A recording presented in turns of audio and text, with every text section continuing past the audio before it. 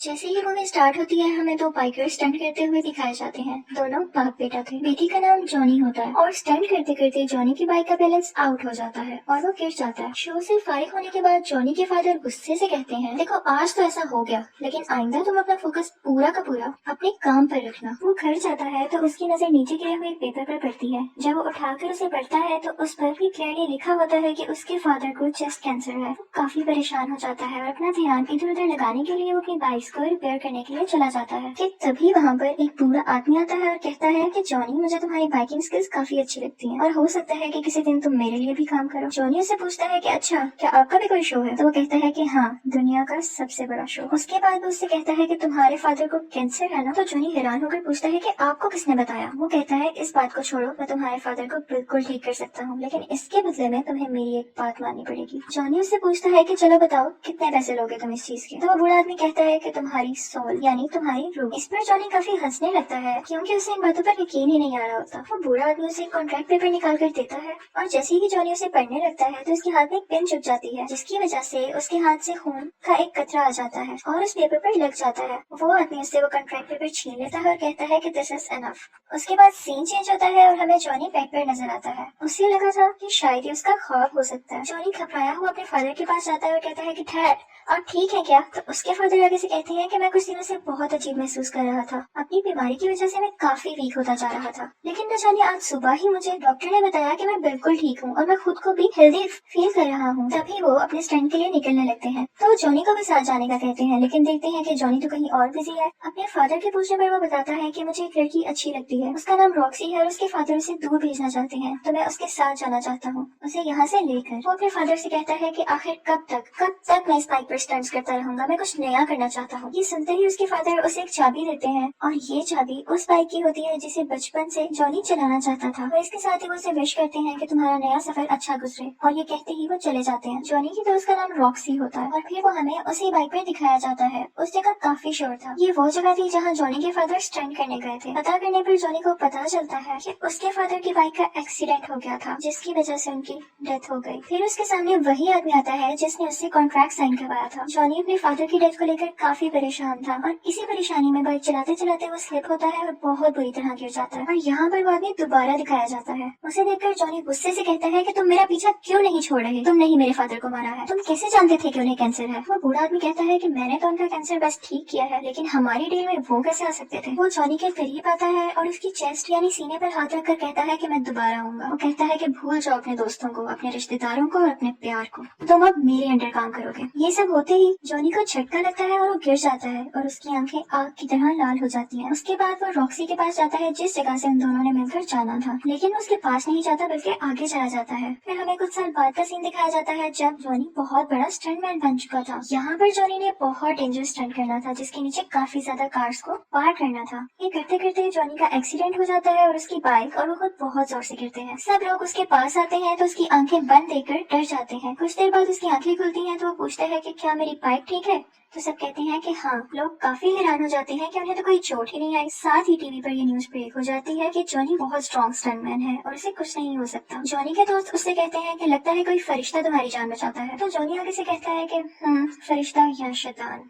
फिर हमें एक बाहर का सीन दिखाया जाता है जहाँ पर एक आदमी आता है और उसके आते ही सब कुछ फ्रीज होना शुरू हो जाता है। लोग उसे ब्लैक हार्ट के नाम से जानते थे। वो अंदर जाकर सबको मारने लगता है, लेकिन वहाँ पर 3 लोग ऐसे मौजूद थे जो कि इंसान नहीं थे। वो उससे पूछते हैं कि यार तुम यहाँ क्या लेने आए हो? वो कहता है कि मैं यहाँ सैम विकिंस का कॉन्ट्रैक्ट लेने आया हूँ। वो यहाँ करीब किसी ग्रेवयार्ड यानी कब्रिस्तान में छुपाया गया है और तुम लोग उसे ढूंढने में मेरी मदद करो। वो कहता है कि जैसे ही वो कॉन्ट्रैक्ट मुझे मिल गया हम पूरी दुनिया पर राज करेंगे। उनमें से एक शख्स पूछता है कि तुम्हारे बाप का क्या होगा? तभी हमें उसका बाप दिखाया जाता है और ये वही बूढ़ा आदमी था जिसने जॉनी से कॉन्ट्रैक्ट साइन करवाया था। वो बाहर अपने बाप के पास जाता है और कहता है कि हर चीज की कस्टडी मुझे दे दे, अब ये मेरा टाइम है। उसका बाप कहता है कि हाँ तुम्हारा टाइम भी आएगा, लेकिन बच्चे ये मेरा टाइम है। ब्लैक हार्ट अपने बाप से कहता है कि आप जानते हैं आप यहाँ खड़े खड़े मेरा कुछ नहीं बिगाड़ सकते। उसका बाप कहता है कि मेरा राइडर तुम्हें नहीं छोड़ने वाला। ब्लैक हार्ट उसे टोंट करते हुए कहता है कि वो घोस्ट राइडर, मैं तुम दोनों को जिंदा दफना दूंगा। और ये सुनकर वो वहाँ से चले जाता है। ये बूढ़ा आदमी एक शैतान था और गोस्ट राइडर इसके अंदर काम करता था। उसके बाद हमें जॉनी दिखाया जाता है जो कि अब तक की सबसे बड़ी जंग लगाने के लिए तैयार हो रहा था। वहाँ कुछ रिपोर्टर्स उसका इंटरव्यू लेने के लिए आते हैं तो जॉनी बोलता है कि मैं किसी को इंटरव्यू नहीं देता। तो पीछे से एक लड़की की आवाज आती है कि क्या अपनी दोस्त को भी इंटरव्यू नहीं दोगे। असल में वो रॉक्सी थी। तो जॉनी उसके पास आता है और अपना इंटरव्यू स्टार्ट करते हैं वो लोग। जॉनी जब वहाँ स्टंट लगाने के लिए जाता है तो वहाँ गाड़ियों की जगह 6 बड़े हेलीकॉप्टर्स होते हैं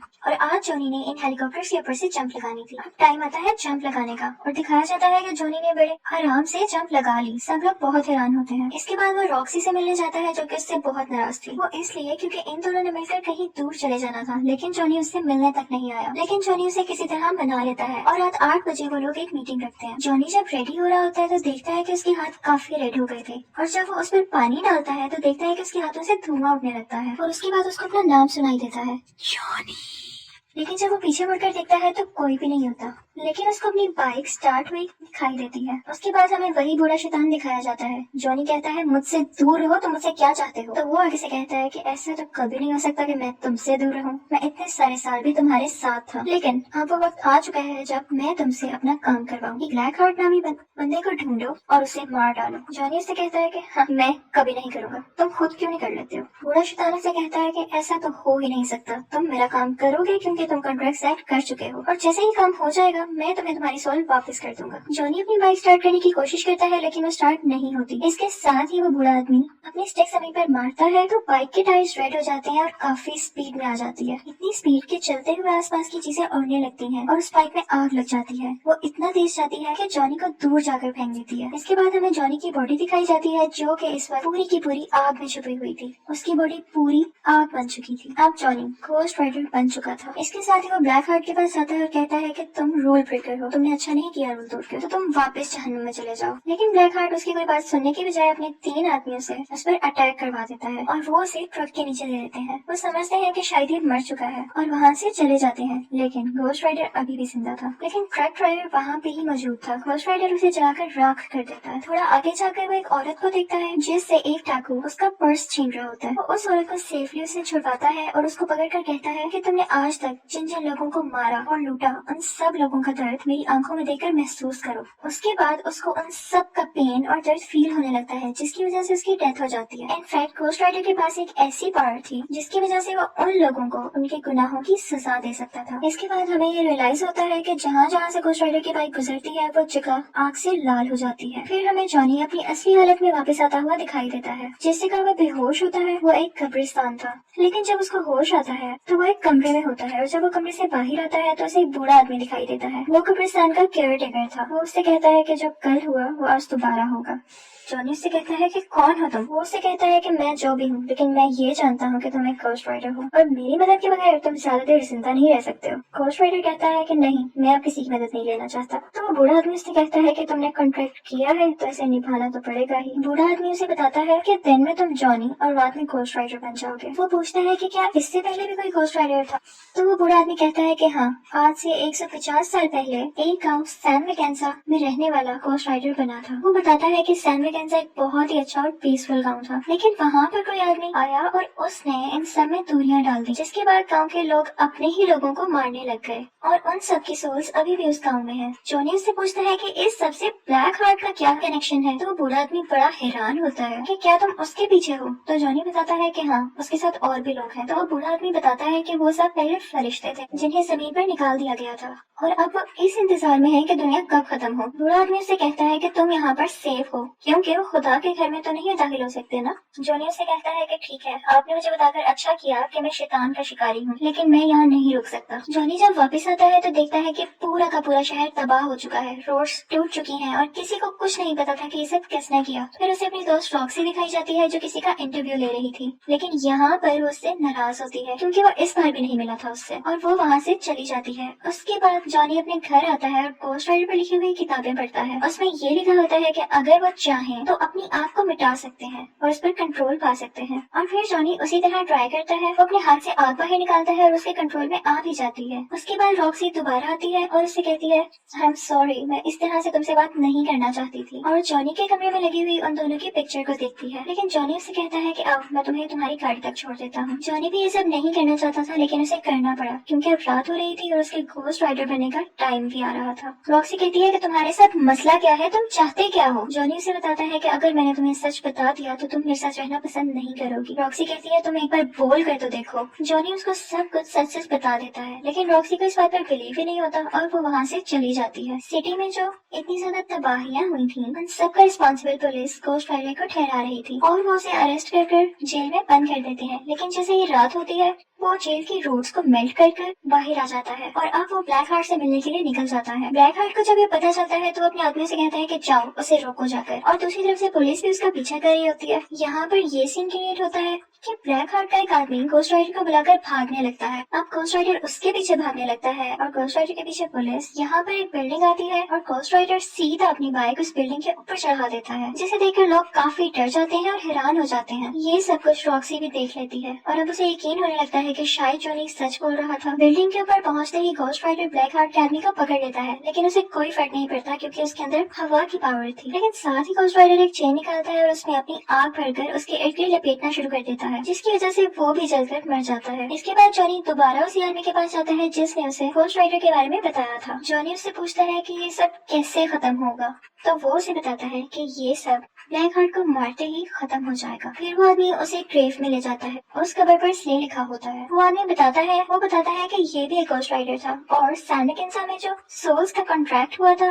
उसके मुताबिक इसे भेजा गया था सोल्स को लेने के लिए। लेकिन जब इसने देखा कि ये काम तो बहुत मुश्किल है तो इसने ये कॉन्ट्रैक्ट ब्लैक हार्ट को नहीं दिया और लेकर वहाँ से भाग गया। ब्लैक हार्ट ये कॉन्ट्रैक्ट पाना चाहता है क्योंकि वो इससे बहुत ज्यादा पावरफुल हो जाएगा, लेकिन इस दौरान तुम अपने लोगों के करीब बिल्कुल मत जाना क्योंकि वो तुम्हारे अपने लोगों को यूज करेगा तुम्हारे अगेंस्ट करके। अब जॉनी रॉक्सी के पास जाता है, लेकिन वहाँ देखता है कि ये क्या, यहाँ तो ब्लैक हार्ट पहले से ही मौजूद था। ब्लैक हार्ट उसे गले से पकड़ लेता है। तभी जॉनी भी घोस्ट राइडर बन जाता है और उल्टा उसी के गले को पकड़कर कहता है कि मेरी आंखों में देखो, जितने लोगों के साथ तुमने बुरा किया या मारा उन सब का दर्द मेरी आंखों में महसूस करो। ब्लैक हार्ट उसे कहता है कि हाँ, तुम्हारी ये पावर मेरे ऊपर काम नहीं करेगी क्योंकि मुझमें तो रूह ही नहीं है। और ये कहते ही उसे जोर से धक्का देता है और इसके बाद वो उससे कहता है कि आज के बाद तुम मेरे बाप के साथ नहीं बल्कि मेरे लिए काम करोगे, और अगर तुम चाहते हो कि तुम्हारी दोस्त रॉक्सी की जान बच जाए तो उसे सैन मैकेंजा में उसी कॉन्ट्रैक्ट के साथ मिलना। इसके बाद ब्लैक हार्ट वहाँ से जाता है और रॉक्सी को उठा ले जाता है। दूसरी तरफ जॉनी उसी बूढ़े आदमी के पास जाता है और कहता है कि मुझे किसी भी हाल में अपनी दोस्त को बचाना है। वो कॉन्ट्रैक्ट उसी आदमी के पास था। जॉनी उसे कहता है कि काइंडली आप मुझे ये कॉन्ट्रैक्ट दे दीजिए। बूढ़ा आदमी उसे कहता है कि नहीं, इससे पूरी दुनिया तबाह हो जाएगी। जॉनी उसे कहता है कि प्लीज आप मुझ पर यकीन करें, उन्होंने मेरी सोल ली है लेकिन मुझे खरीदा नहीं है, मुझ में अब भी मोहब्बत का जज्बा मौजूद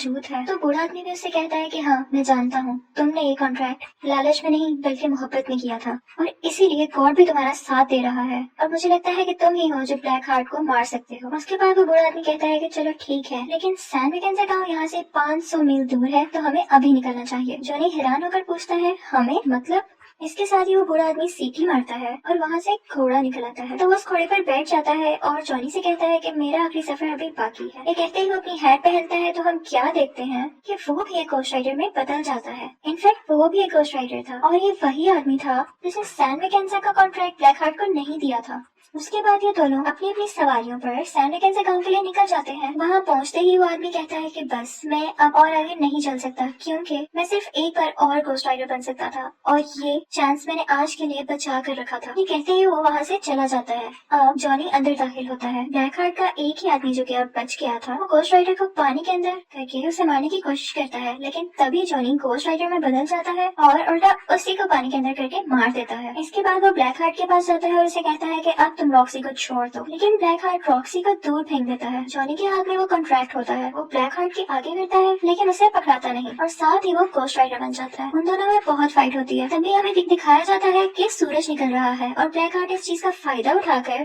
घोस्ट राइडर को उठाकर रोशनी वाली जगह पर फेंक देता है और तभी वो जॉनी बन जाता है। वो विलेज देखने में बहुत खौफनाक था क्योंकि वहाँ पर बहुत सारी सोल्स थी। इसके साथ ही ब्लैक हार्ट वो कॉन्ट्रैक्ट उठाता है और उसे ऊंची ऊंची पड़ने लगता है कि यहाँ जितनी भी सोल्स मौजूद है आओ और मेरे अंदर समा जाओ। ये सुनते ही तमाम सोल्स उसके अंदर आने लगती हैं और ब्लैक हार्ट की आंखें बहुत ज्यादा रेड हो जाती हैं क्योंकि अब उसके पास बहुत सारी पावर्स आ गई थी। रॉक्सी जल्दी से घोस्ट राइडर के पास जाती है और उसे कहती है कि चलो अब हमारे जाने का वक्त हो चुका है, जो इसे चाहिए था वो हमने दे दिया। तो जॉनी उससे कहता है कि नहीं, इस कॉन्ट्रैक्ट को मैंने ही शुरू किया और अब मैं ही से खत्म करूंगा। रॉक्सी उससे पूछती है कि आखिर तुम ही क्यों? तो जॉनी उससे कहता है क्योंकि मैं घोस्ट राइडर हूँ। इसके बाद ब्लैक हार्ट जॉनी की तरफ बढ़ता है। जॉनी उसे बहुत ज्यादा फायर्स मारता है लेकिन उसे कोई फर्क नहीं पड़ता। वो उसे धक्का देता है तो उसके हाथ से गन भी गिर जाती है। फिर वो अंधेरे में जाने की कोशिश करता है लेकिन ब्लैक हार्ट उसे गले से पकड़ लेता है और कहता है कि अब नहीं, अब तुम्हारी दुनिया की सब सोल्स मेरे अंडर हैं। तभी रॉक्सी वहाँ पर आती है और उसको शूट करने लगती है जिसकी वजह से वो डिस्ट्रैक्ट होता है और उसके हाथ से जॉनी गिर जाता है। रॉक्सी दोबारा से शूट करती है तो यहाँ पर ब्लैक हार्ट की गर्दन अलग हो जाती है लेकिन जाहिर है कि उसके पास इतनी ज्यादा पावर्स नहीं कि वो अपनी दोबारा गर्दन वापस ला सकता था। और फिर रॉक्सी की गन में गोलियां भी खत्म हो जाती हैं। तो जॉनी फौरन से कहता है कि ये गन मुझे दो और अपना हाथ अंधेरे में ले जाकर फायर करने लगता है क्योंकि उसका हाथ अब आग का बन चुका था।